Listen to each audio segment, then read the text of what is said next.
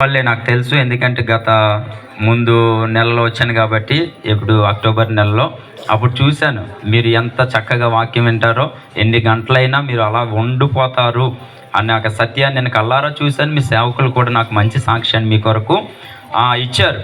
అయితే అయినప్పటికీ మరి ఇప్పుడు నిద్రభారంతో ఉంటాం కాబట్టి కొంచెమే మనం చెప్పడానికి ప్రయత్నాలు చేద్దాం. పరిశుద్ధాత్మ దేవుడి యొక్క నడిపింపుని బట్టి మనం ముందుకు వెళ్ళడానికి మనము సాగిపోతాం. పిల్లరా తెలిసి ఒక విధంగా మనం ఉంటాం, అంటే తెలియనప్పుడు ఒకలాగా మనం ప్రవర్తిస్తాం, తెలియనప్పుడు ఒకలాగా మనం మాట్లాడతాం, తెలియనప్పుడు ఒకలాంటి జీవితాన్ని జీవిస్తూ ఉంటాం. తెలిసిన తర్వాత ఒకలాగా మాట్లాడుతాం, ఒకలాగా ప్రవర్తిస్తూ ఉంటాం. అంటే నేను చెప్పే కోణం ఏంటంటే, తెలియక ముందు ఉండే జీవితం వేరు, తెలిసిన తర్వాత ఉండే జీవితం వేరు. తెలియక ముందు ఏమీ తెలియదు కాబట్టి మనము అనేక కోణాల్లో మన మాటలు వేరుగా ఉంటాయి, మన ప్రవర్తన వేరుగా ఉంటుంది, మన జీవితం వేరుగా ఉంటుంది. అదే కొంచెం వాస్తవం తెలిసిన తర్వాత, కొంచెము నిజం తెలిసిన తర్వాత, కొంచెం సత్యం తెలిసిన తర్వాత మన జీవితాల్లో మార్పు అనేది వేరుగా ఉంటుందన్నమాట. పిల్లరా, బైబిల్ గ్రంథంలో ఒక ఆయన ఉన్నాడు. ఆయన పేరు మారకముందు సౌలు, మారిన తర్వాత పౌలు. మారకముందు ఎవరైనా సౌలు, మారిన తర్వాత పౌలుగా ఆయన నామకరణం చేయబడ్డాడు. పిల్లరా, ఆయన మారకముందు జీవితం ఎలాంటిదంటే హింసకుడు, హానికరుడు, దోషకుడు అన్న మాటలన్నీ కూడా కనబడతా ఉంటాయి. మారిన తర్వాత పిల్లరా, ఆయన చెప్పిన మాటలు మీకు చెప్పడానికి ఇక్కడ ఇష్టపడతా ఉన్నాను. ఆయన మారకముందు ఉన్న జీవిత శైలి, మారిన తర్వాత ఉన్న జీవిత శైలి చాలా వ్యత్యాసంగా కనబడుతుంది. మారకముందు మనుషులను సంతోషపెట్టేవాడు, మారిన తర్వాత దేవుణ్ణి సంతోషపెట్టేవాడు. అందుకే ఆయన అంటాడు, నేను మనుషుల దయను పొందగోరుచున్నానా, దేవుని దయను పొందగోరుచున్నానా, మనుషులను సంతోషపెట్టగోరుచున్నానా, దేవుణ్ణి సంతోషపెట్టగోరుచున్నానా, మనుషుల్నే సంతోషపెట్టేవాడిని అయితే నేను ఎప్పటికీ క్రీస్తు దాసుడును కాకయే పోదును అంటాడు. అంటే మారకముందు ఉన్న శైలి మనుషులను సంతోషపెట్టాలన్న ఆలోచన, మారిన తర్వాత ఉన్న ఆలోచన ఏంటో తెలుసా, నన్ను మార్చిన దేవుణ్ణి సంతోషపెట్టాలి అన్న ఒక ఆలోచనతో ముందుకు వేశాడు అన్నమాట. పిల్లరా, సరే, మారిన తర్వాత అతని ఉద్దేశాలు ఏమని ప్రపంచానికి తెలియజేస్తున్నాడు అన్న మాటలో కొన్ని మాటలు చెప్పేసి త్వరగానే నేను చెప్పడానికి ప్రయత్నం చేస్తాను. చూడండి, మొదటి తిమోతి రాసిన పత్రిక 1వ అధ్యాయము 15వ వచనం నుంచి మనం కొన్ని మాటలు చదివితే, మారిన తర్వాత అంటే దమస్కు మార్గంలో అతడు దర్శించబడిన తర్వాత, దేవుని వెలుగును చూసిన తర్వాత, దేవుని స్వరాన్ని స్వయంగా వినిన తర్వాత, తన జీవితాన్ని దేవునిలోనికి వచ్చిన తర్వాత ఆయన అందరికీ చెప్తున్న మాటలు అవన్నీ, అంటే తిమోతికి మాత్రమే కాదు, అవి మొత్తం మానవాళంతటికీ ఈ వాక్కు వర్తిస్తుంది, ఈ మాటలు వర్తిస్తాయి. ఇవే కాదు, బైబిల్ గ్రంథంలో ఏ మాట ఎవరికి చెప్పినా, ఏ ప్రాంతానికి చెప్పినా అవన్నీ అందరికీ అని గుర్తించుకోవాలి. ఈ మాటలు అందరికీ అని గుర్తించుకోవాలి పిల్లరా, ఎందుకంటే వాక్యమే సెలవిస్తూ ఉంది, చెప్పిన ప్రతి మాట అందరికీ అది వర్తిస్తుంది అని రోమపత్రిక మార్కు సువార్తలో కనబడుతుంది. సరే పిల్లరా, ఇప్పుడు చూద్దాం ఒకసారి తిమోతికి రాసిన మొదటి పత్రిక 1వ అధ్యాయము 15వ వచనాన్ని చదువుదాం ఒకసారి. పాపులను రక్షించుటకు క్రీస్తు యేసు లోకమునకు వచ్చినను వాక్యము నమ్మదగినది, పూర్ణ అంగీకారమునకు యోగ్యమనుదనై ఉన్నది.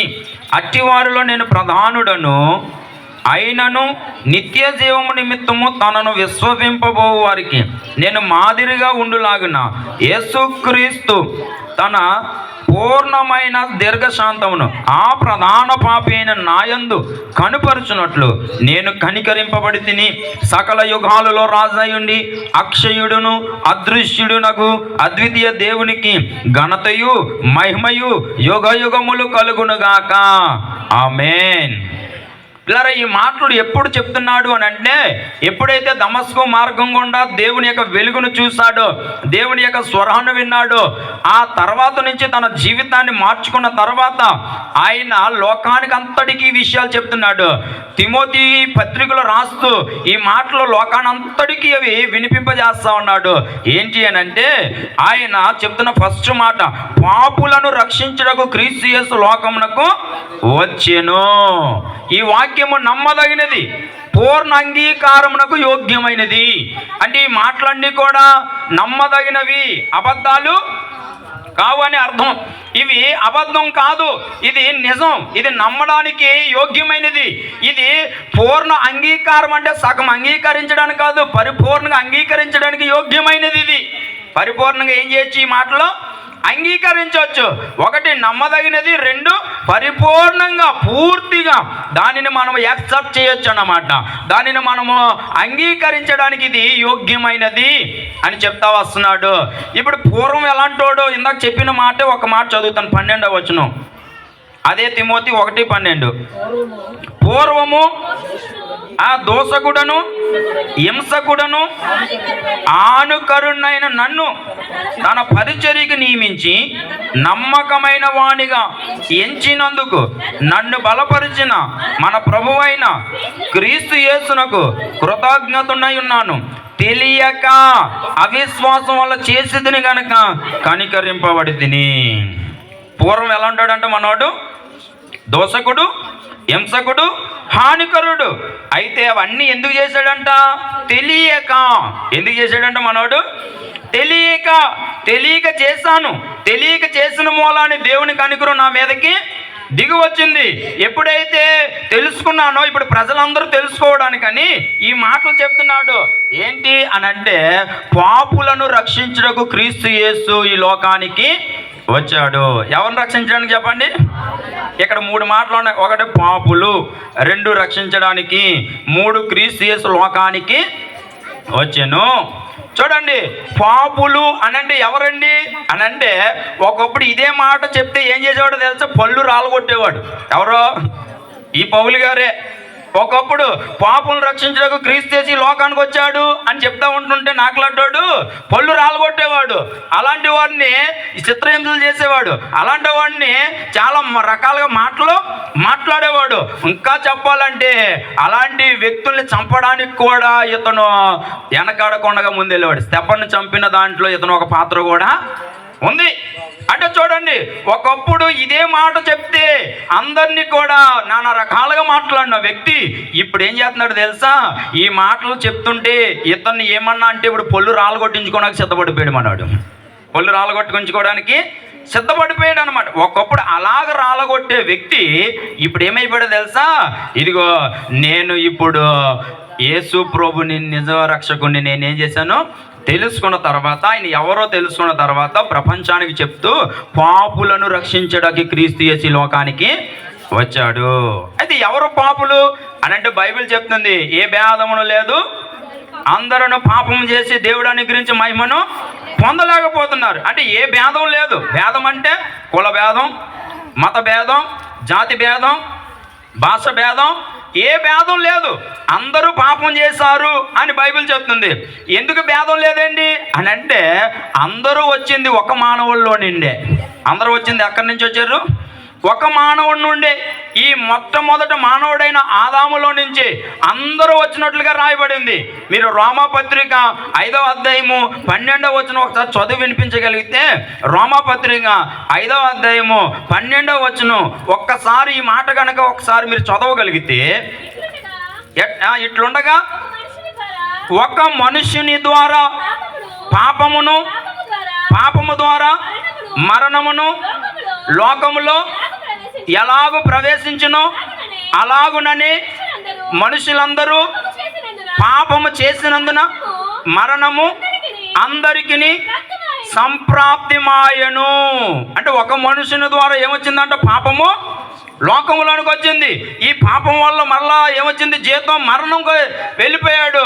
అంటే ఆ మనుషుడు ఎవడు? మొట్టమొదట మనిషి అయిన ఏదేను వనములో ఉన్న ఆదాము అవ్వ అన్నమాట. ఇప్పుడు ప్రపంచంలో ఎన్ని జాతుల వారైతే ఉన్నారో, ప్రపంచంలో ఎన్ని భాషల వారైతే ఉన్నారో, ప్రపంచంలో ఎన్ని కులాల వారైతే ఉన్నారో, వీళ్ళందరూ కూడా ఎక్కడి నుంచి వచ్చారు అని అంటే ఆదామైన మొట్టమొదటి మనిషిలో నుంచే వచ్చారన్నమాట. ఇప్పుడు ఆ మనిషిలో ఏదైతే వచ్చిందో మానవులందరికీ కూడా ఏమొచ్చింది? అదే వచ్చింది. మీకు ఒక సామెత చెప్తాను. ఒకని వల్ల వనమంతా అంటాం కదా, మనమే సామెత అంటాం. ఒకని వల్ల ఏమైపోయింది? వనమంతా చెడిపోయింది అంటాం కదా. ఆ ఒకని వల్ల ప్రపంచమంతా చెడిపోయింది.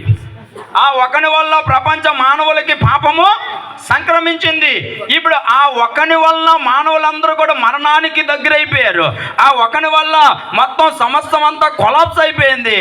ఆ ఒకని వల్ల ఈ యొక్క పాపము ఏలుబడి చేస్తూ ఉంటుంటే మరలా యేసుక్రీస్తు ప్రభువారు ఏం చేశారో తెలుసా? ఆయన ఈ లోకానికి కన్య మరియ గర్భంలోంచి ఈ లోకానికి రావడం జరిగిందనమాట. హల్లెలూయా. ఎందుకు వచ్చాడు ఆయన? పాపులను శిక్షించడానికి కాదు, పాపులను రక్షించడానికి. చూడండి, అందుకనే అదే రోమపత్రికలు ఏమంటారు తెలుసా? నీతిమంతుని కొరకు ఒకడు మరణించట అరుదు, కానీ పాపి కొరకు ఎవడు కూడా మరణించడం అనేది జరగదు. అంటే నీతిమంతుని కొరకు ఎవడైనా ఏదైనా చేయడానికి కొద్దిగా అక్కడక్కడ ఒకవేళ ప్రయత్నం చేయొచ్చేమో, కానీ పాపి కొరకు ఎవడు కూడా ప్రాణం పెట్టడానికి, పాపి కొరకు ఏదైనా సహాయం చేయడానికి ఎవడు కూడా ముందుకి రాడు. అందుకనే యేసు ప్రభువారు వచ్చింది ఎందుకంటే పాపులను రక్షించడానికి, శిక్షించడానికి కాదు. ఈ లోకానికి వచ్చింది రక్షించడానికి. మరి మానవుడిగానే ఎందుకు రావాలి? మానవుల్లోనే ఉంది సమస్య. సమస్య ఎక్కడ ఉంది? మానవుల్లోనే ఉంది సమస్య. జంతువుల్లో లేదు సమస్య, పక్షుల్లో లేదు సమస్య, ఏ జీవిలోని లేదు. మానవ జీవి ఒక్కటిలోనే సమస్య ఏలుబడి చేస్తుంది. అందుకని ఆ సమస్యకి పరిష్కారం ఇవ్వడానికి ప్రభువారి లోకానికి వచ్చాడంట. ఈ లోకానికి ఎందుకు వచ్చాడైనా? సమస్యను పరిష్కారం చేయడానికి. ఈ రోజు పిల్లారా, ఈ సమస్యలతో మన జీవితాలు ఎలాగున్నాయో తెలుసా? సంతోషం లేక ఉంది. సమస్యల వల్ల ఏముంది? మనిషికి సంతోషం లేదు. ఏదేను అనగా ఆనందం అని అర్థం, ఏదైనా అనగా ఉల్లాసం అని అర్థం. ఎప్పుడైతే ఆ యొక్క మొట్టమొదటి మానవుడు ఆదాము అవలు పిల్లరా దేవుని మాటను మీరారో అప్పుడు వాళ్ళు సంతోషకరమైన తోట నుండి వారు బయటికి వెలివేయబడ్డారు. అంటే ఆనందం నుంచి బయటికి వచ్చే ఆనందం లేదు వాళ్ళకి. అందుకని ఆ ఆనందాన్ని ఇవ్వడానికి దేవుడు ఈ లోకానికి ఏం చేశాడు తెలుసా? మానవుడిగా రావడం ప్రారంభించాడు అన్నమాట. అందుకని ప్రజలందరికీ కలగబో మహా సంతోషకరమైన సువర్తమానం నేడు నేను వినిపిస్తున్నాము అన్నాడు ఆయన. సరే పిల్లరా, దేవుడు ఈ యొక్క పాపులను రక్షించడానికి వచ్చాడు అన్న సత్యాన్ని ఎప్పుడైతే వెలుగును చూశాడో, ఎప్పుడైతే దర్శనం చూశాడో, లేకపోతే ఎప్పుడైతే ఆయన స్వరాన్ని దమస్కు మార్గం గుండా వెళ్తున్నప్పుడు విన్నాడో, చూశాడో, అప్పటి నుంచి తన జీవితంలో మార్పు అనేది వచ్చింది. ఈరోజు మార్పు రాకముందు మనం కూడా ఒకవేళ తెలియక ఎన్నో రకాలుగా మనం మాట్లాడవచ్చు, కానీ మన జీవితాల్లో వాస్తవం తెలిసిన తర్వాత వాస్తవాన్ని ప్రపంచానికి తెలియచేయవలసిన వారంగా మనం ఉన్నాము అన్న సత్యాన్ని దేవుడు మనకు జ్ఞాపకం చేస్తా ఉన్నాడు. చూడండి, బైబిల్ గ్రంథంలో గొర్రెల కాపరికి దేవుడు ప్రత్యక్షమై దూత ద్వారా, తర్వాత మరియాకి ఫస్ట్, యోసేపుకి సెకండ్, తర్వాత గొర్రెల కాపరికి చివరిలో. వీళ్ళ ముగ్గురికి దేని ద్వారా వర్తమానం పంపించాడు? దేవుని దేవదూత ద్వారా వర్తమానం పంపించాడు. జ్ఞానులకి దేని ద్వారా యేసుప్రభు జన్మను తెలుసుకున్నాడు? లోకం ఆకాశంలో వెలిగించబడుతున్న నక్షత్రం ద్వారా. అంటే చూడండి, నక్షత్రం ద్వారానేమో యేసు జన్మను కనుగొన్నారు. ఎవరు వాళ్ళు? జ్ఞానులలో. ఇప్పుడు మరియా కానీ, యోసేపు కానీ, గొర్రెల కాపర్లు కానీ వీళ్ళ ముగ్గురికి తెలియజేయబడింది ఎవరి ద్వారా అని అంటే దేవుని దూత ద్వారా. దేవుని దూత ద్వారా. అంటే ఇప్పుడు ఎక్కువగా ఎవరి ద్వారా దేవుని జన్మవార్తను దేవుడు తెలియజేశాడు? దేవదూత ద్వారా. ఎవరి ద్వారా? దేవదూత ద్వారా. చూడండి, ఈ రోజులు కూడా ఎక్కువగా దేవుని గురించి తెలియచేసేది ఎవరి ద్వారా అంటే దేవుడు తన సేవకుల ద్వారా. ఎవరి ద్వారా? తన సేవకుల ద్వారా. అయ్యా, సేవకులకి దేవదూతలకి ఏంటి సంబంధం అంటారేమో. మీరు మీకా గ్రంథము 2వ అధ్యాయం 7వ వచనం చదవండి. మీకా గ్రంథము 2వ అధ్యాయం 7వ వచనం చదివితే అక్కడ దేవదూతలు ఎవరో, దేవుని సేవకులు ఎవరో అక్కడ కనబడుతుంది. ఒకసారి మీరు చూస్తారు త్వరగా. సారీ, మేకా అన్నానా నేను? మలాకి 2:7 వచనం. మలాకి 2:7. యాజకులు సైన్యములకు అధిపతియగు యెహోవా దూతలు గనుక జనులు వారి నోట ధర్మశాస్త్ర విధులను నేర్చుకొందురు, వారు జ్ఞానమును బట్టి బోధింపవలను. ఇక్కడ చూడండి, అక్కడ ఏమంటున్నాడు? చూడండి ఏమంటున్నాడు అక్కడ, యాజకులు. యాజకులు అంటే సేవకులు. పాత నిబంధనలో యాజకులు అంటారు, క్రొత్త నిబంధన వచ్చేసరికి దేవుని యొక్క సేవకులు. ఇప్పుడు దేవుని యొక్క సేవకులు సైన్యములకు అధిపతియగు యెహోవా దూతలు అంటాం. ఈ సేవకులు ఎవరంటే యెహోవా యొక్క దూతలు. ఈ దూతల్లో నుంచి వచ్చిన మాటలు అక్కడ ఉన్న జనులు ఏం చేస్తారో తెలుసా, ధర్మశాస్త్ర విధులు అంటే దేవుని వాక్యానికి సంబంధించినవి అన్నమాట. ఇవి చెప్తా ఉంటుంటే అక్కడ వాళ్ళందరూ నేర్చుకుంటూ ఉంటారు. ఇప్పుడు ఈ సేవకులు ఎలా చెప్పాలంట, దేవుని జ్ఞానంతో ఏం చేయాలి, బోధించాలి. దేవుని జ్ఞానంతో బోధించాలి. అంటే చాలా వరకు దేవుని గురించిన వార్త ఎవరి ద్వారా దేవుడు తెలియజేస్తాడంటే, ఆనాడు దేవదూతలైతే ఈనాడు దేవుని సేవకుల ద్వారా ఈ వర్తమానాన్ని తెలియజేస్తూ ఉంటాడు ఆయన. ఎవరికో ఒకరికో ఇద్దరికో ఒకవేళ జ్ఞానుల్లాగా ఒకవేళ దర్శనం ద్వారా తెలియజేయచ్చు, కళ ద్వారా తెలియజేయచ్చు, లేకపోతే ఇంకొక దాని ద్వారా తెలియజేయచ్చు. కానీ ఎక్కువ శాతం దేవుని సేవకుల ద్వారానే దేవుని గురించిన విషయాలు ఆయన బయలుపరుస్తూ ఉంటాడు. ఆ విషయాలు మనం ఏం చేయాలి తెలుసా, నేర్చుకోగలిగితే మన జీవితాలు దీవెనకరంగా దేవుడు మార్చడం ప్రారంభిస్తూ ఉంటాడు ఆయన. సరే పిల్లరా, అందుకని ఇక్కడ పౌలు గారు చెప్తున్న మాట, పాపులను రక్షించుటకు క్రీస్తు యేసు లోకమునకు వచ్చెను. ఇప్పుడు మరి లోకానికి మనము యేసుప్రభుని ఏమంటున్నాం, పుట్టాడు అంటున్నాం కదా. యేసయ్య ఏం చేశాడు, పుట్టాడు కదా. యేసుప్రభు ఏం చేశాడమ్మా, పుట్టాడు. ఆయన ఇక్కడ ఈయనేమంటున్నాడు, వచ్చాడు అంటున్నాడు. ఎందుకు పుట్టాడా వచ్చాడా? హలో, పుట్టాడా వచ్చాడా? చాలా కన్ఫ్యూజన్గా ఉంది ప్రశ్న ఏం కన్ఫ్యూజన్ కాదు, మనకి తెలియక కన్ఫ్యూజ్ పడతాం అంతే. పుట్టాడా వచ్చాడా? వచ్చాడు అని అంటే ఎక్కడో ఉన్నాడు అని అర్థం, పుట్టాడు అని అంటే లేడు అని అర్థం, అదే కదా. వచ్చాడు అంటే ఎక్కడో, ఇప్పుడు నేను ఉన్నాను, మా ఊరి నుంచి ఏం చేశాను, వచ్చాను అంటే ఎక్కడో నేను ఉన్నాను కాబట్టి ఇప్పుడు ఎలా వచ్చాను మరి నేను రావాలంటే, బండో కారో ఏదో వాహనాన్ని నేను ఏం చేసుకోవాలి, ఎక్కి రావాలి, అవునా? ఉన్న నేను రావడానికి ఇక్కడికి ఏదో ఒక వాహనాన్ని ఎక్కి నేను వచ్చాను. అది కారు కావచ్చు, బండి కావచ్చు, సైకిల్ కావచ్చు, ఏదైనా కావచ్చు మొత్తానికి. ఇప్పుడు యేసు ప్రభు కూడా అదే, ఆయన ఉన్నాడు. ఆయన ఎక్కడ, ఒక చోట ఉన్నాడు. ఎక్కడున్నాడో క్లారిటీ ఇచ్చేస్తానే మీకు. అపోస్తల కార్యాలు 3వ అధ్యాయము 21వ వచనం చదవండి. అపోస్తల కార్యాలు 3వ అధ్యాయము 21వ వచనం చదవండి. అన్నిటికీ కుదురుబాటు కాలములు వచ్చునని దేవుడు ఆది నుండి తన పరిశుద్ధ ప్రవక్తల నోట పలికించెను. అంతవరకు యేసు పరలోక నివాసియై ఉండుట ఆవశ్యకము.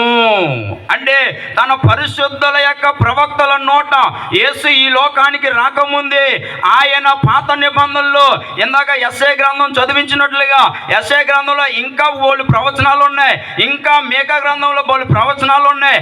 ఆ యొక్క ప్రవచనాలన్నీ ఆయన ఈ లోకానికి రాకముందే ప్రవచించాడు. ఆ ప్రవచనాలన్నీ నెరవేర్చడానికి ఒక కాలాన్ని ఆయన నియమించుకున్నాడు. ఆ కాలానికి రావడానికి ఒక కన్యకను కూడా దేవుడు సిద్ధపాటు చేసుకున్నాడు. అంటే ఇప్పుడు ఈ లోకానికి రాకముందు ఆయన ఎక్కడున్నాడు, పరలోక నివాసిగా ఉన్నాడు. అక్కడ యేసు ఈ లోకానికి రాకముందు ఒక నివాసంలో ఉన్నాడు, పరలోకములో ఉన్నాడు. ఆయన యేసు ప్రభు నిన్న కాక మొన్న వచ్చిన ఆయన కాదు. ఆయన ఎక్కడున్నాడు, ఆయన పరలోకములో ఉన్నాడు, అక్కడ నివసిస్తున్నాడు. ఎప్పటి వరకు, ఈ లోకానికి వచ్చేంత వరకు. ఈ లోకానికి వచ్చేంత వరకు ఆయన పరలోకములో నివసిస్తున్నాడు. అందుకనే ఇక్కడ పౌలు గారు అంటారు, ఆయన పాపులను రక్షించడానికి క్రీస్తు యేసు లోకానికి వచ్చాడంటే ఎక్కడో ఆయన ఉన్నాడే కదా. ఎక్కడున్నాడు మరి ఆయన? పరలోకములో ఉన్నాడు. ఆయన యేసయ్య ఎక్కడున్నాడు చెప్పండి? పరలోకంలో ఉన్నాడు.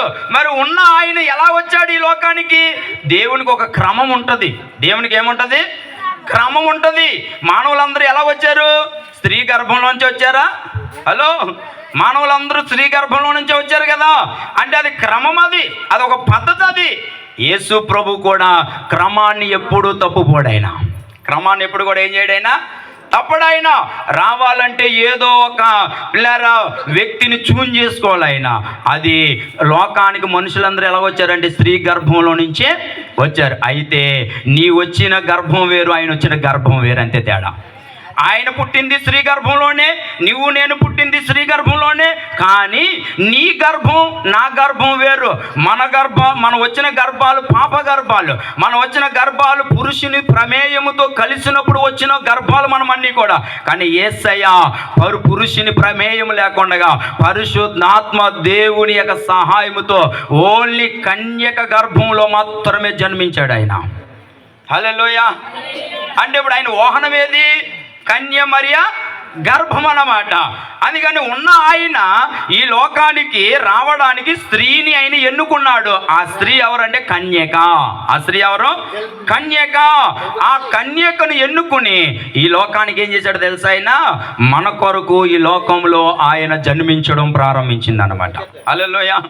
అంటే ఆయన ఉన్నవాడే పుట్టాడు అనమాట. ఉన్నవాడే ఎలా పుట్టాడు? ఆయన గర్భంలో వచ్చి అయినా ఈ లోకానికి. అది వాహనం అనుకోండి, మీకు అర్థమవడం చెప్పండి. నా స్టోరీ ఏంటంటే, నేను ఉన్నాను అక్కడి నుంచి ఇక్కడ రావడానికి ఒక వాహనాన్ని నేను ఏం చేసుకున్నాను, ఏర్పాటు చేసుకున్నాను. కాబట్టి ఉన్నవాడు ఆయన. ఎప్పుడున్నాడంటే ఆదిలోనే ఉన్నాడు ఆయన. ఎప్పుడున్నాడు చెప్పండి? ఆదిలోనే. కొంతమందికి తెలియక ఈ మాటలు ఏమంటారు తెలుసా? యేసయ్య 2025 సంవత్సరాల క్రితం లేడు ఆయన. ఎప్పుడు లేడు ఆయన? 2025 సంవత్సరాల క్రితం లేనోడు ఆయన. 2020 సంవత్సరాల్లోనే ఉన్నాడు ఆయన అనే చాలా మంది తెలియక పాపం వాళ్ళు ఇలాగ అపోహపడతా ఉన్నారు.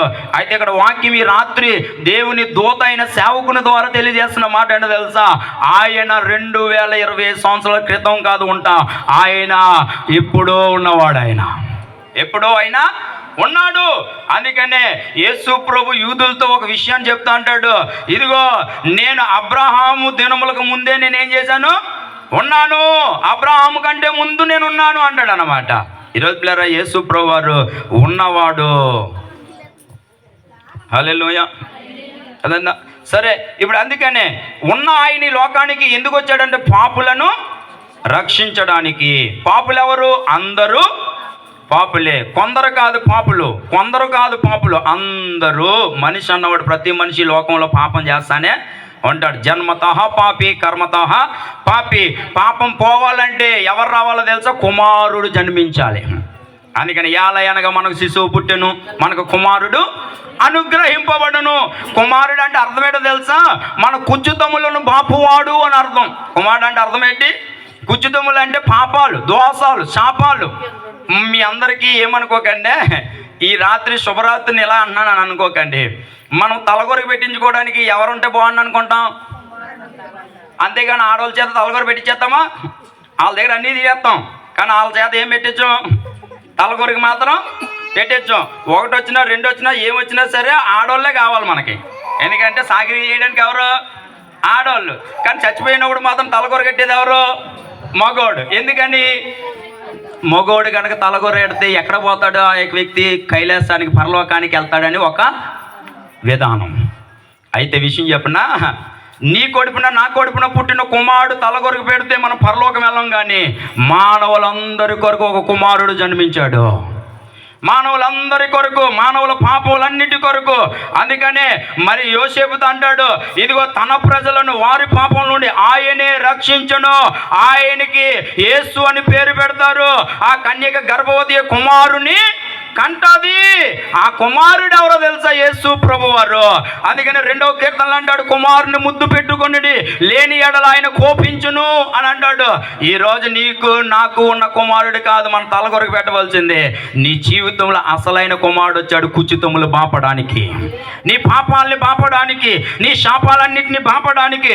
యేసు ప్రభువారు పిల్లల పాపం లేని ఆయన్ని మన కోసం ఏం చేసాం? పాపిగా చేసేసాం. పాపం మెరుగని ఆయన్ని మన కోసం ఏం చేసాం? పాపంగా చేసేసాం. ఈ లోకంలో మనం నలగొట్టబడవలసిన ఈ యొక్క దేహం అంతటిని ఆయన నలగొట్టించుకున్నాడు. మన మీద వేయవలసిన శిక్ష అంతా ఆయన వేసుకున్నాడు. ఎందుకో తెలుసా? తన పిల్లలు ఎవరు కూడా పరలోకాన్ని మిస్ అవ్వకూడదు. దేన్ని మిస్ అవ్వకూడదు చెప్పండి? పరలోకాన్ని మిస్ అవ్వకూడదు. మనం 2 విధానాల్లో ఉన్నాం. దేనికి దగ్గర ఉన్నామంటే, 1 మరణానికి దగ్గర ఉన్నాం, 2 రాకడకి దగ్గర ఉన్నాం. దేనికి దగ్గర ఉన్నాం? 1 మరణానికి దగ్గర ఉన్నాం, 2 రాకడకి దగ్గర ఉన్నాం. మరణానికి ముందు మనకి ఎవరు కావాలని కోరుకుంటాం? కొడుకుంటే బాగుండని కోరుకుంటాం. అలాగే ఈ మరణానికి ముందు నీకు యేసు ప్రభు కావాలని కోరుకో. యేసు ప్రభుని ఎవరు కావాలని కోరుకుంటారో యేసు ప్రభు ఏం చేస్తాడో తెలుసా? వాళ్ళ ఇంటిలోనికి వచ్చేస్తాడు ఆయన. ఎక్కడికి వస్తాడు ఆయన? వాళ్ళ ఇంట్లోనికి వస్తాడు ఆయన. చూడండి, జక్కయ్య అని ఒక ఆయన ఉన్నాడు, మనందరికీ తెలుసు కదా. జక్కయ్య అంటే అర్థమేంటో తెలుసా? పవిత్రుడు, నిర్మలుడు అని అర్థం. జక్కయ్య అంటే అర్థమేంటి? పవిత్రుడు, నిర్మలుడు అని అర్థం. ఇప్పుడు ఆ జక్కయ్య పేరుకి ఏముందో తెలుసా? పవిత్రత ఉంది, పేరుకి నిర్మలత్వము ఉంది, కానీ లోపల పాపం ఉంది. లోపం ఏముంది? లోపల ఏముంది? పాపం ఉంది. పేరులో మాత్రం సూపర్. మన పేర్లు కూడా సూపరే కదా. సూపర్ డూపర్ బోల్డ్ పేర్లు మంచి పేరేసుకుంటాం మనం, కానీ మన జీవితాల్లో పవిత్రత కావాలని కోరుకుంటున్నాడు ఆయన. పేరులో ఏమీ లేదు, ప్రభువులో ఉంది. అసలైంది ఎందులో ఉంది? ప్రభువులో ఉంది. ఆయన అంటాడు, ఇదిగో ఈ జక్కయ్య పేరులో మాత్రం పవిత్రత ఉంది, పేరులో మాత్రం నిర్మలత్వం ఉంది, కానీ ఊరోళ్ళందరికీ ఎలా కనబడుతున్నాడో తెలుసా? పాపిగా కనబడుతున్నాడు. అందుకే ఊరోళ్ళందరూ ఏమన్నాడు తెలుసా? పాపి అయిన ఈ మనుషుని ఇంటికి యేసయ్య వెళ్ళాడేంటి? ఎక్కడికి వెళ్ళాడంటే యేసయ్య పాపి అయిన ఈ మనుషుని ఇంటికి యేసయ్య వెళ్ళాడేంటి అంటే ఎవడో కూడా వెళ్ళడానికి ఇష్టపడలేదు వాళ్ళ ఇంట్లోకి. డబ్బులు బోళ్ళు ఉన్నాయి. జక్కయ్యకి ఎంత ఉన్నాయి తెలుసా? కొన్ని కోట్లు ఉన్నాయి. హలో, జక్కీకి వడ్డీ వ్యాపారం కాదు, జక్కీది ట్యాక్స్ కలెక్ట్ చేస్తాడు మనోడు. పంచాయతీ లాంటి బిల్లు కలర్లు ఉంటుంది చూసావా, ఇలాంటి కలరు. అందుకనే చాలా డబ్బు, ఒకటి రూపాయికి 4 రూపాయలు వేసేసి తీసుకునేవారు. ఇక్కడ ఎవరు ఉద్యోగస్తులు లేరు కదా? ఉన్నారా? ఉంటే నన్ను క్షమించుదురు కాక. ఏంటంటానంటే, పాస్టర్ గారి దగ్గర లంచాలు తీసేసుకుంటున్నారు కొంతమంది ఉద్యోగస్తులు పంచాయతీలో. పాస్టర్ గారి దగ్గర ఏం చేస్తున్నారు? అయ్యో, మీరైతే ఎక్కడ ప్రసంగం చేయరు, చెప్పరు, మరుగడిపోద్ది. పాస్టర్ గారు ఎంత దగ్గర చేస్తాడు? బోల్ చోట్ల ప్రసంగం చేస్తాడు. ఏమైపోద్ది? ఏంటంటారు దాన్ని? ఏమంటారు దాన్ని? గుట్టు రొట్టె అయిపోద్ది కదా. మొన్న దినాల్లో ఒక 2 నెల అవుద్ది అంతే, 2000 రూపాయలు తీసుకున్నాడు. గవర్నమెంట్ కంటే వీళ్ళకి ఎక్కువైపోయింది. నేను కొత్తగా ఇల్లు కట్టుకున్నాను, 2 పైన చచ్చి కింద ఇల్లుని ఇంటి పన్ను ఏందామని. నేను ఏంటంటే గవర్నమెంట్కి ఏదైనా సరే కడతాను, ఎందుకంటే వాక్యం చెప్తుంది, దేవునికి కైసరువుకి ఇచ్చే అంటాడు ఆయన. దేన్ని కూడా మనం దాచుకోవడానికి దేవునికి ఇవ్వాల్సింది దేవునికి ఇచ్చేయండి, ప్రభుత్వానికి ఇవ్వాల్సింది ప్రభుత్వానికి ఇచ్చేయండి. ప్రభుత్వం అప్పుల్లో లేకుండా ఉండాలంటే ప్రజలు కట్టవలసింది కట్టేయాల. అది ఇంటి పన్ను అయినా కావచ్చు, వ్యవసాయం పన్ను అయినా కావచ్చు, ఏదైనా ఇంకోటి ఏదైనా కావచ్చు. కానీ మనం ఏం చేద్దాం తెలుసా? అవి కట్టడం తర్వాత ముందు నాయుడు గారు మాకు కట్టండి అంటాం మనం. ఏంటి? మేము కట్టడం తర్వాత కానీ మీరేం చేయండి, మాకు కట్టండి, మా రుణమాఫీలు చేయండి, ఆ మాఫీలు చేయండి. ఎంత అని చేస్తాడు బాబు ఆయన మాత్రం.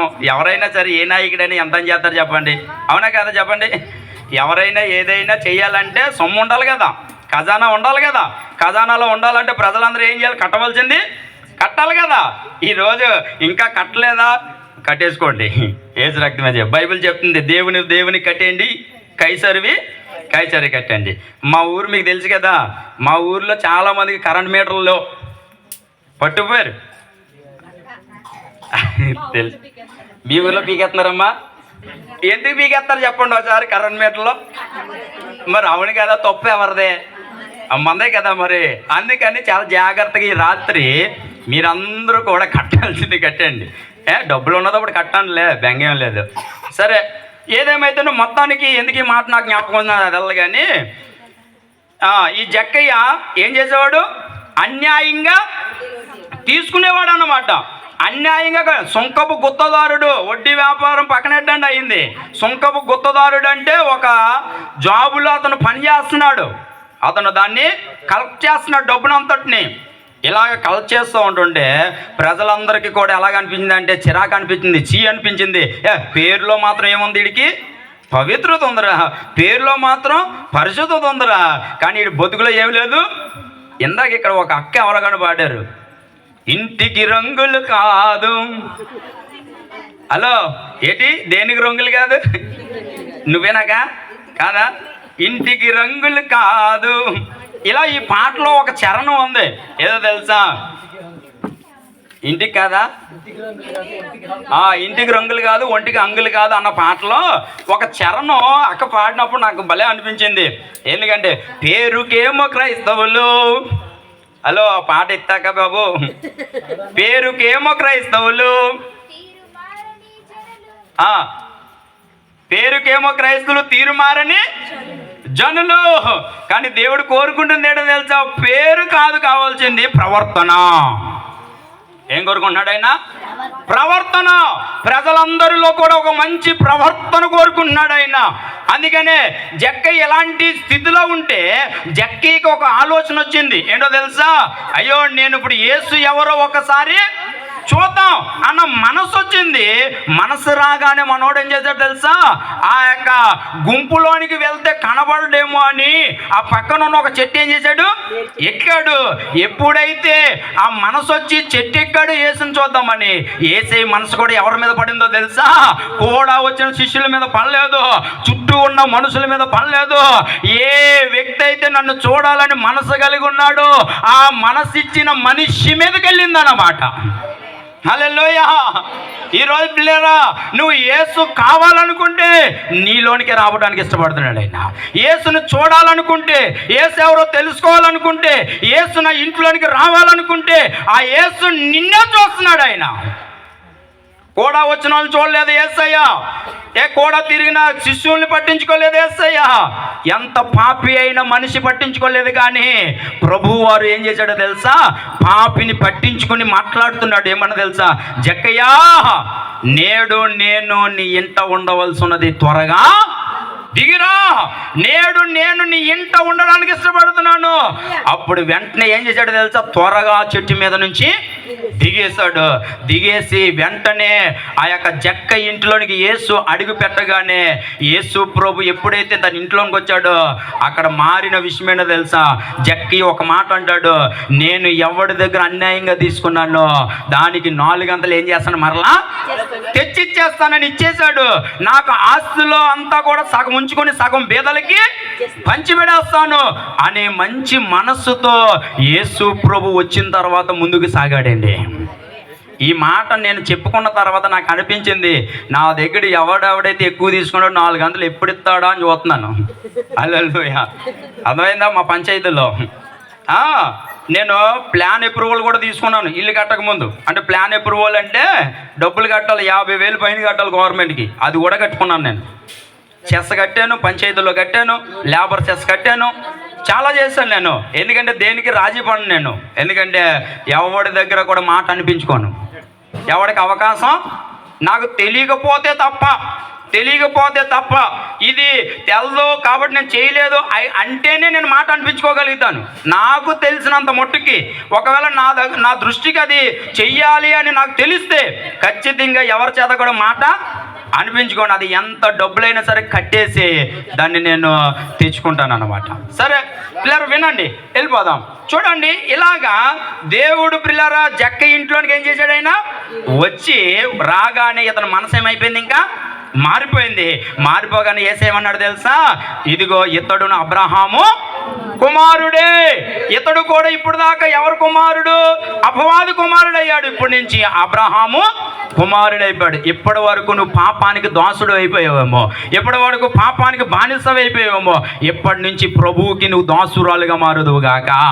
ఎప్పటి నుంచి ప్రభువుకి ఇష్టురాలుగా మారుదువుగాక. బైబిల్ చెప్తుంది, ఇదిగో భూమి మీద భక్తులు శ్రేష్ఠులు, వారు నాకు కేవలం ఇష్టులు. విశ్వాసం లేకుండా దేవునికి ఇష్టుడై ఉండుట అసాధ్యం.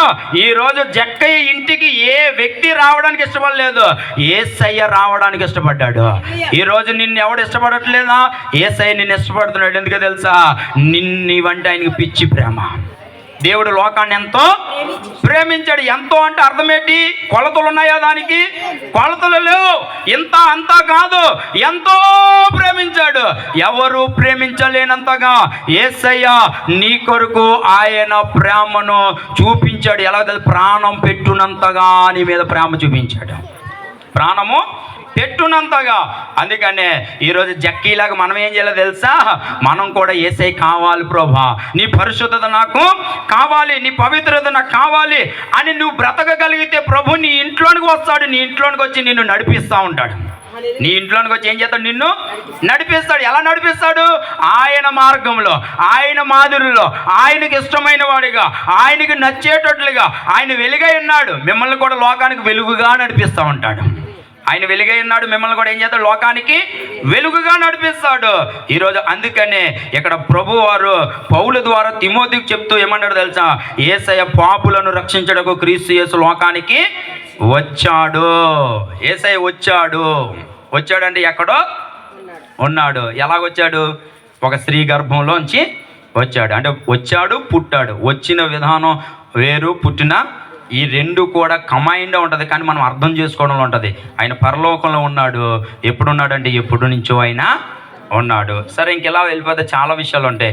ఇంకా చివరికి నేను చెప్పేసి ముగించేస్తాను. చూడండి, చాలా ఉన్నాయి కానీ అన్నీ నేను టచ్ చేయను. 17వ వచనం ఒకటే చెప్పేసి నేను ముగించేస్తాను.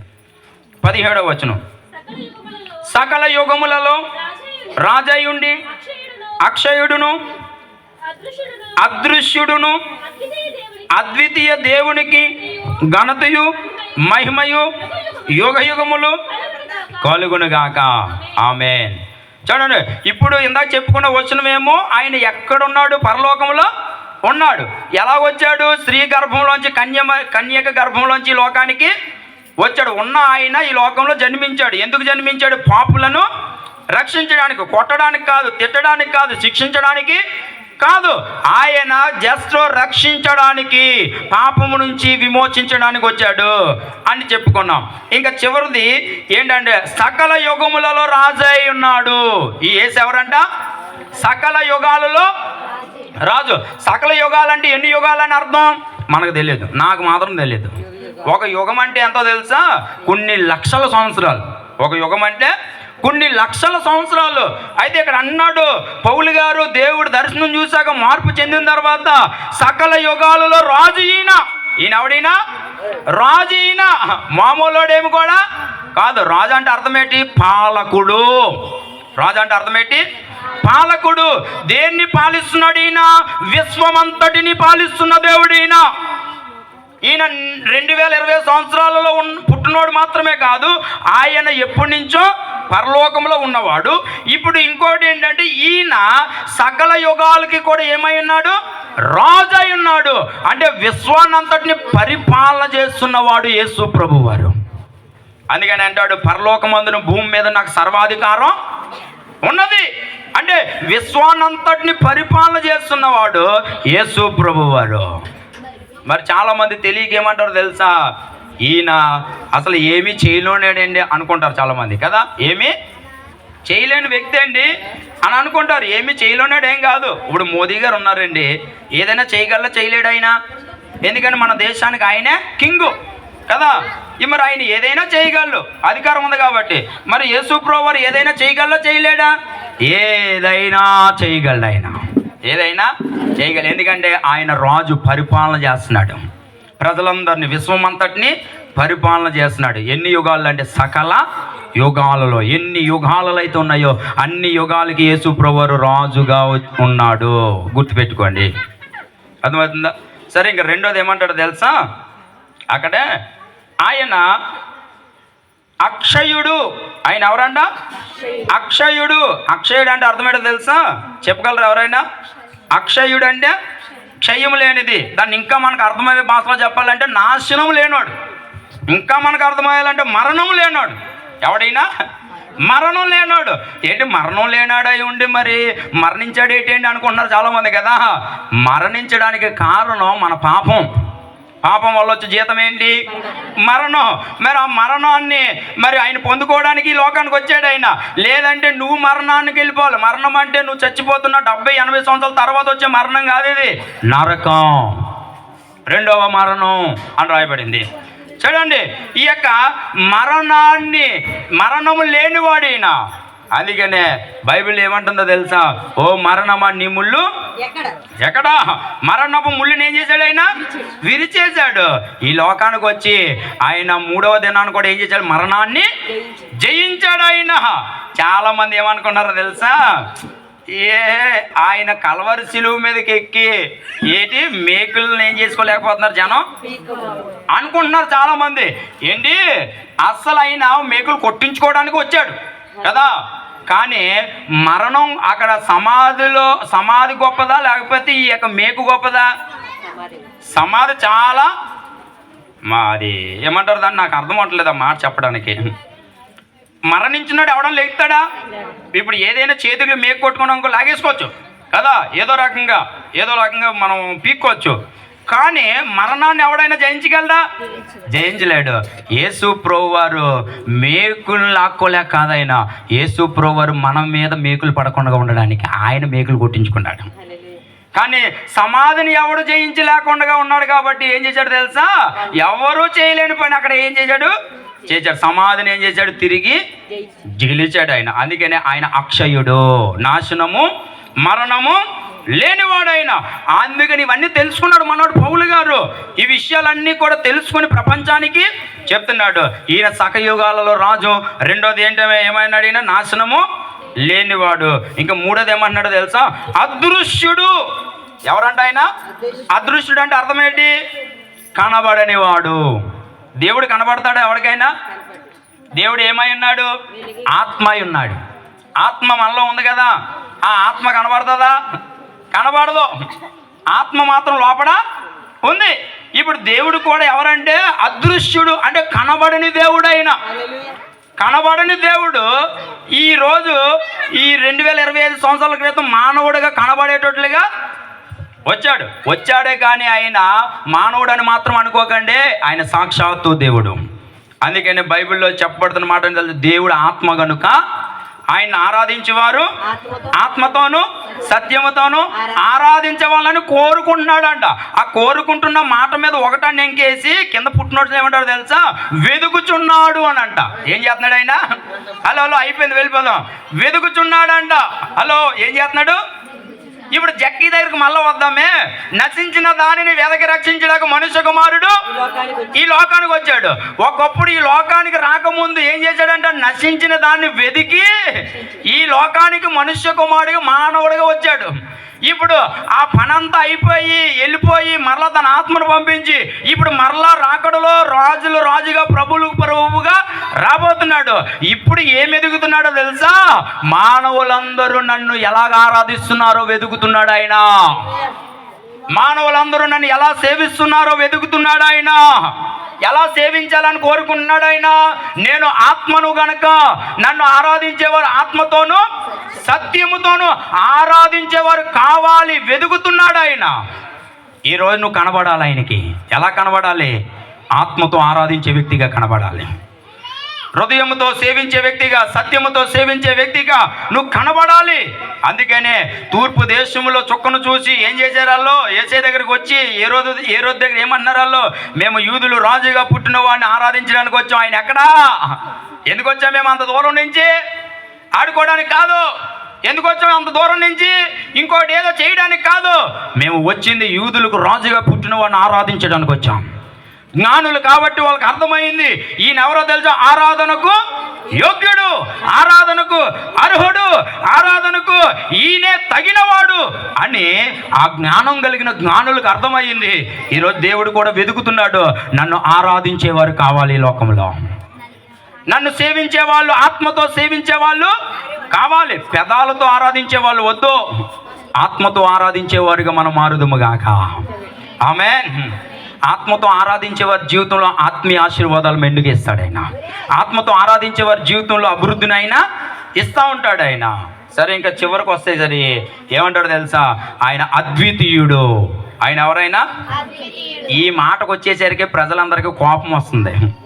కానీ మరి ఆయన రాసి పెట్టాడు, చెప్పడం తప్పదు. మరి నన్ను ఇక్కడి నుంచి మీరు పంపించినా పర్లేదు, నన్ను కొట్టేసినా పర్లేదు, చంపేసినా పర్లేదు, మరి నేనేం చేయను. ఇంకా మీ మాస్టర్ గారు ఏమనుకుని నేనేం చేసేది లేదు.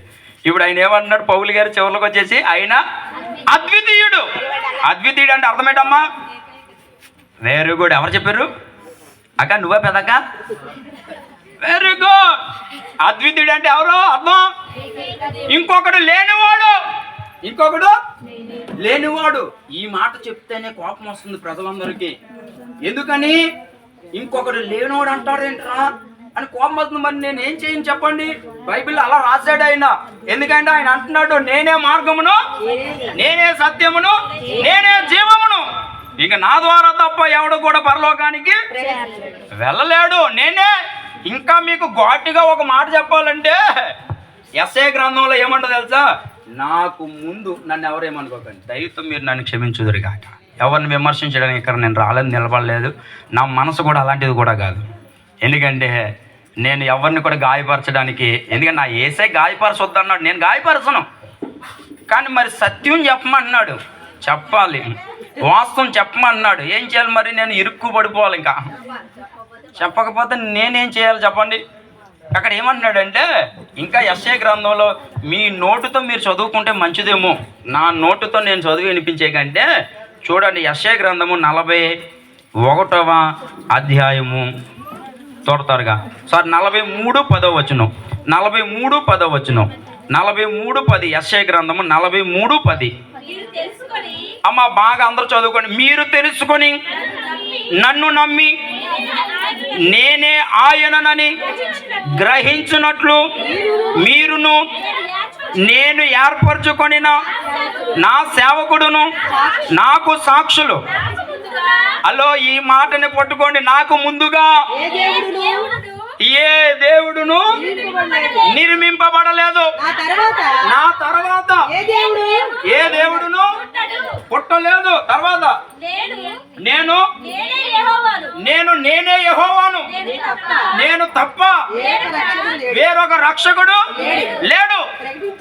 ప్రకటించేవాడును నేనే, రక్షించేవాడును నేనే, దాన్ని గ్రహింప చేయగలవాడిని కూడా, అంటే మీకు అర్థం చేయించేవాడిని కూడా నేనే. అన్నిటికీ నేనే కర్త, కర్మ, క్రియ, వర్తమాన, భూత, భవిష్యత్తు కాలాలలో ఉన్నవాడు ఈయనే. అందుకనే ఇప్పుడు పౌలు గారు తెలుసుకుని ఈ మాటలో పౌలు గారు మారక ముందు చెప్తే చాలా కోపం వచ్చేది పౌలు గారికి కూడా. కానీ మారిన తర్వాత ఈయన అంటున్నాడు, ఈయన ఎవరో తెలుసా? అద్వితీయ దేవుడు ఈయన. ఈయన ముందు ఇంకెవరు లేరు, తర్వాత ఎవరు లేరు. ఈ ఏకైక దేవుడు ఈయనే, లోక రక్షకుడు ఈయనే, సర్వ సృష్టికి కారకుడు ఈయనే, సమస్త మానవులకి కారకుడు ఈయన తప్ప ఇంకా మనకి గ్రహింపు చేసేవారు ఎవరు లేరు. అందుకనే మీరు తెలుసుకోండి అన్న మాట రాస్తున్నాడు ఆయన. మీరు తెలుసుకొని నన్ను నమ్మితే, మీరు తెలుసుకుని ఏం చేయాలి? నన్ను నమ్మితే మోక్షం మీ జీవితంలో మరణం తర్వాత ఇస్తాడంట ఆయన. హల్లెలూయా. ఏంటి అందరూ బ్రతికేది ఎందుకు? దేవుడి దగ్గరికి వచ్చేది ఎందుకు? మోక్షం కొరకే కదా. అందరూ కూడా భక్తి చేసేది ఎందుకు? చచ్చిపోయిన తర్వాత మోక్షాన్ని కొరకే కదా. మరి ఆ మోక్షం కావాలంటే కుమారుడిగా వచ్చిన యేసయ్యని కదా మనం గుర్తించవలసింది. ఆ మోక్షం వెళ్ళాలంటే పాపం నుంచి విడుదల పొందుకోవాలి కదా. పాపానికి పరిహారం చేసింది ప్రభు వారు రక్తమే కదా. ఆ రక్తం చిందించబడింది కదా పాపం కొరకు. ఇప్పుడు ఆ పాపం లేకుండా చేసింది ఆయనే కదా. ఇప్పుడు పరలోకానికి తీసుకుని వెళ్ళడానికి రాబోతుంది ఆ యేసుక్రీస్తు ప్రభు వారే కదా. ఇప్పుడు మరి ఆయన తెలుసుకుని మనం ఏం చేయాలంటే నమ్మాలంట. ఏం చేయాలి? జస్ట్ ఏం చేయాలంట? నమ్మాలి అంతే. ఈ మాట నమ్మండి. అందుకని ఈ వాక్యము ఏంటి? నమ్మదగినది, పూర్ణ అంగీకారమునై ఉన్నది. ఈరోజు ఈ మాటను నమ్మిన వారి జీవితంలో నరకం నుంచి తప్పించబడతారు. బైబిల్ చెప్తుంది, నమ్మి బాప్తిసం పొందిన వాడు రక్షించబడును, నమ్మని వానికి శిక్ష. అంటే నమ్మని వానికి ఇంకా నరకం తప్పదని ప్రభు వాక్యం చెప్తుంది. అమ్మ మీరు డబ్బులు ఇమ్మని చెప్పట్లేదు ఆయన, లేదా ఇంకొకటి చేయమని ఇమ్మని చెప్పట్లేదు ఆయన. ఆయన అన్నాడు జస్ట్ నన్ను తెలుసుకోండి, నన్ను తెలుసుకుని మీరు నన్ను నమ్మండి, నమ్మితే మీకు మోక్షాన్ని ఇస్తాను నేను. మీరు డబ్బులు అంటారా, తర్వాత సంగతి అది. మీకు ఒక విషయం చెప్పనా? క్రిస్మస్ జరగాలంటే ఒకటి కావాలి, దేవుణ్ణి ఆరాధించాలంటే ఒకటి కావాలి. క్రిస్మస్ జరగాలంటే ఏం కావాలి చెప్పండి? అమ్మ పెద్దకు భలే చెప్పింది, నేను చెప్పలేదు, ఆకనాడు కానీ నాకు సంబంధం లేదు. దేవుణ్ణి ఆరాధించాలంటే ఒకటి కావాలి. ఈసారి చెప్పండి. క్రిస్మస్ చెయ్యాలంటే ఒకటి అవసరం. ఏంటి? ఎందుకంటే క్రిస్మస్కి టెంట్లు కావాలి, లైటింగ్లు కావాలి, చక్కటి భోజనాలు పెట్టారు, నిద్ర రాకుండా ఉన్నది. ఎక్కడైనా నిద్ర వచ్చేసాను, నిద్ర రాకుండా దేవుడు చాలా కృప చూపించాడు మన అందరికీ కదా. కడుపు పొట్ట నిండితే కొల్లేమవుతే నిద్ర వస్తుంది. మీరు అందరూ కూడా చాలా మంచి వాళ్ళు, నాకు కనబడతలేదు. ఈ లైటింగ్ అడ్డు వచ్చేసింది ఏసురామంలో. సరే చూడండి, ఇవ్వండి. క్రిస్మస్ జరగాలంటే డబ్బులు, మనీ కావాలి. దేవుణ్ణి ఆరాధించాలంటే మనసు కావాలి. దేవుణ్ణి ఆరాధించాలని ఏం కావాలి? మనస్సు కావాలి. ఎందుకని ఈరోజు దేవుడు కోరేది ఏంటో తెలుసా? మనస్సును కోరుతున్నాడు. నీ హృదయాన్ని కోరుతున్నాడు. నీ మనస్సుతో ఆయన ఆరాధించమంటున్నాడు. నీ ఆత్మతో ఆయన ఆరాధించమంటున్నాడు. ఈరోజు అదే ప్రభు కోరుకుంటున్నాడు. క్రిస్మస్ అంటే ఏదో చేసేది కాదు, నీ మనసు ఇచ్చేది. యేసే ఈ లోకానికి వచ్చింది ఎందుకో తెలుసా? మార్చడానికి వచ్చాడు మనుషుల్ని. మనుషుల మనసుల్ని మార్చడానికి, మనకి కొన్ని విషయాలు నేర్పించడానికి వచ్చాడు. మనం మార్చుకుంటూ మనం నేర్చుకోగలిగితే నిత్యము మన హృదయంలో సంతోష ఆనందమే కలుగుతుంది. నిత్యము క్రిస్మస్ మన ఇంట్లోనే, మన కుటుంబంలోనే ఎప్పుడు ఉంటుంది. మార్చుకోకపోతే ఈ రోజు క్రిస్మస్ ఈ రోజుతోనే అయిపోద్ది. ఈ సంతోషము మీ జీవితంలో నిత్యము ప్రతిరోజు ఉండాలంటే మీరు ఖచ్చితంగా మీ మనసులను మార్చుకోండి. ఖచ్చితంగా దేవుని యొక్క విషయాల్ని నేర్చుకోండి. దేవుడి పిల్లలు మీ జీవితంలో ఆ లోకరక్షకుడు ఉదయించునుగాక. చెప్పండి. ఈసారి తెలుసుకోకముందు పౌలు గారు ఏం చేశాడు? అందరినీ మాటలు చెప్తుంటే చాలా రకాలుగా దూషించాడు, చిత్రహింసలు చేశాడు. తెలుసుకున్న తర్వాత ఏం చేశాడో తెలుసా? యేసయ్యని అందరికీ చాటి చెప్తూ వస్తున్నాడు. పాపుల రక్షకుడు ఈయన. ఎవరైనా చెప్పండి? పాపులను రక్షించడానికి క్రీస్తు యేసు లోకంలోనికి వచ్చాడు. రెండోది, ఆయన సకల యుగాలలో రాజు. తర్వాత ఆయన అదృశ్యుడైన దేవుడు. తర్వాత అక్షయుడైన దేవుడు. తర్వాత ఆయన అద్వితీయుడైన దేవుడు. ఆ దేవునికి యుగ యుగాలు ఏం కలగాలంట? మహిమ కలగాలంట, ఘనత కలగాలంట. అంటే ఆరాధన చెయ్యాలంట. ఆయన్ని ఏం చేయాలి? ఆయన్ని ఆరాధన చేయాలి. ఆ ఆరాధన మీరు చేస్తున్నారు. ఇంకా అనేకులు మీరు మాదిరిని చూపించి అనేకులు ఆ ఆరాధనలోనికి పాలుభోగస్తులు అయ్యేటట్లుగా ఈ యొక్క ప్రాంతంలో మిమ్మల్ని అందరినీ దేవుడు దీవించునుగాక. ఆమేన్. God bless you. ఒక చిన్న ప్రార్థన, అట్లాగే కళ్ళు మూసుకోండి. చిన్న ప్రార్థన. ఇప్పటి వరకు విన్న తర్వాత నీ జీవితంలో యేసు ఏమై అర్థమయ్యాడో నాకు తెలియదు. యేసయ్య ఎలాంటి వాడని నీకు అర్థమైందో నాకు తెలియదు. తెలియక ముందు ఒక రకంగా మాట్లాడుండొచ్చు, కానీ ఇప్పుడు దేవుని దూత అయిన సేవకుల ద్వారా తెలియజేసినప్పుడు యేసయ్య నిన్న మొన్న ఉన్నవాడు కాదు, ఎప్పుడో పరలోకములో ఉండి ఆయన ఒక క్రమముగా ఒక స్త్రీ గర్భంలోంచి వచ్చాడు ఈ లోకానికి. ఎందుకు? పాపులను రక్షించడానికి. పాపులు ఎవరు అని అంటే నేను కాదని అనుకో, మానవ జాతిగా ఉన్న ప్రతి ఒక్కరు పాపే. ఆ పాపం నుంచి పరిహారం చేయాలంటే రక్తం చిందించబడాలి. ఆ రక్తము పరమాత్ముడదే ఉండాలి. ఆ పరమాత్ముడు యేసుక్రీస్తు ప్రభు అని తెలియజేస్తా ఉన్నాడు. ఆ యేసు ప్రభువుని మీరు జస్ట్ విశ్వసిస్తే చాలు, నమ్మితే చాలు. ఆ యొక్క పౌలు గారు అంటారు, తెలియక నేను అవిశ్వాసం వల్ల ఎలా చేశాను, ఇప్పుడు తెలుసు.